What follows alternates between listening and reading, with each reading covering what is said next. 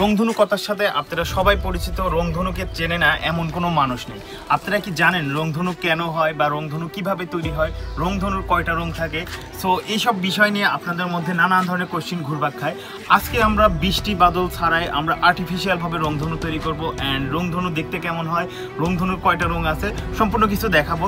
So এই জিনিসটা আপনারাও খুব ইজিলি ট্রাই করতে পারবেন। আপনারাও ঘরোয়া পদ্ধতিতে ঘরের মধ্যে সিম্পলভাবে একটা রংধনু তৈরি করতে পারবেন। তো চলেন আমরা এখন রংধনু তৈরি করি। আর রংধনু তৈরি করার জন্য দেখেন আমরা এখানে আয়না অ্যান্ড পানি, আয়না আর পানির সাহায্যে সূর্যের আলোর রিফ্লেক্সকে ব্যবহার করে আমরা রংধনু তৈরি করবো। ফার্স্টে আমাদের পানি ভরতে হবে এরকম একটা চওড়া থালার মধ্যে, অবশ্যই যেটা সূর্যের আলোকে রিফ্লেক্স করে যেন এই থালার সাইডে সূর্যের আলোর রিফ্লেক্সটা বেঁধে না যায়, এই জন্য আমরা এরকম একটা চওড়া থালা সিলেক্ট করছি।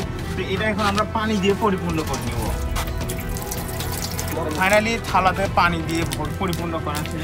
এখন আমরা এটাকে স্থাপন করবো অ্যান্ড আমরা ফার্স্টে একটা ছোট আয়না নিব অ্যান্ড তারপরে বড় আয়না নিয়ে দেখবো কোন আয়নাতে বেশি পরিমাণে রংধনু তৈরি করা যায়।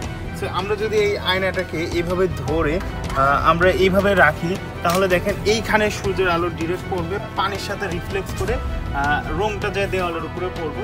তো এখন এই আয়নাটাকে আমাদের সঠিকভাবে স্থাপন করতে হবে, যেভাবে রংধনু আসলে তৈরি করা যায় সেভাবেই স্থাপন করতে হবে।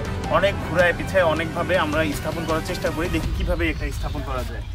A few minutes later. Guys, finally অনেক কষ্টের পরে আমরা এই আয়নাটাকে অ্যাকুরেট ভাবে এখানে স্থাপন করতে পারছি। তো এখন দেখেন আমাদের এইখানে রংধনু দেখা যাচ্ছে। রংধনু যদিও অনেক পানির ঢেউয়ের কারণে নড়াচড়া করতেছে, পানি যখন ওখানে স্থির হবে তখন রংধনুটা এখানে স্থির হবে। দেখেন অলরেডি হয়ে গেছে, দেখতে পাচ্ছেন। এখন কিন্তু রংধনুর ওখানে 7টা রং দেখা যাচ্ছে। তো চলেন আমরা রংটা একটু গুনে দেখি ওখানে 7টা রং আছে কিনা। আমরা সবাই কিন্তু জানি যে রংধনুর রং 7টা। তো এখন আমরা বাস্তবে গুনে দেখি যে আসলে এখানে 7টা রং আছে কিনা। এই যে নিচে দেখতে পাচ্ছি 1টা 2টা 3টা 4টা। গাইস, আমি তো 4টা রঙই খুঁজে পাচ্ছি। আপনারা কয়টা রং খুঁজে পাচ্ছেন এখানে একটু কমেন্টে জানান। তো চলেন এখন নাদিমা লিওনের থেকে শুনে দেখি ওরা আসলে কয়টা রং খুঁজে পায়। নাদিমা লিওন, ধরে এদিকে আসো, খুঁজো এখানে কয়টা রং আছে একটু গুনে দেখাও তো। আমি তো 4টা খুঁজে পাচ্ছি। বেগুনি কালার একটা, পেস্ট কালার, হলুদ কালার, কমলা কালার, লাল কালার। কয়টা হলো? 5টা। গাইস, নাদিমা গুনে কিন্তু 5টা পাচ্ছে। লিওন তুই কোন তো গুনে দেখতে কয়টা পাস?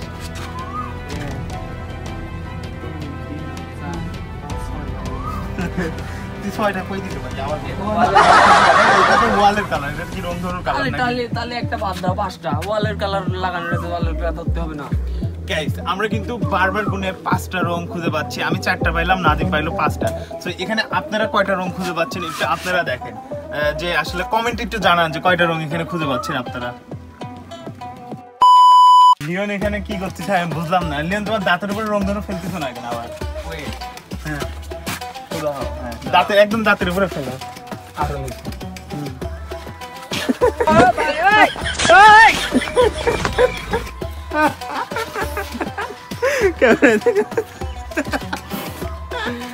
রংধনু আরেকটা কালার, কালো কালারটা ছিল না।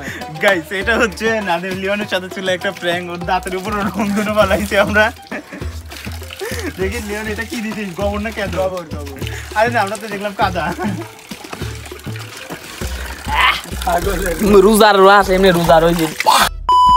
আই হোপ এই ভিডিওর সম্পূর্ণ বিষয়ে আপনারা অনেক ক্লিয়ারভাবে বুঝতে পারছেন অ্যান্ড আপনারা চাইলেও বাসায় ইজিলি এরকম একটা রংধনু তৈরি করতে পারবেন।